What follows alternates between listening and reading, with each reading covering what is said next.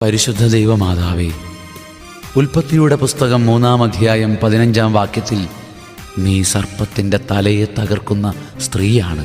സാത്താൻ്റെ മുന്നിൽ എപ്പോഴും നീ സൈന്യനിര പോലെ ഭയങ്കരിയാണ്. എന്നാൽ ഞങ്ങൾക്ക് കനിവുള്ള അമ്മയുമാണ്. ഞങ്ങൾക്ക് വേണ്ടി പ്രാർത്ഥിക്കണേ.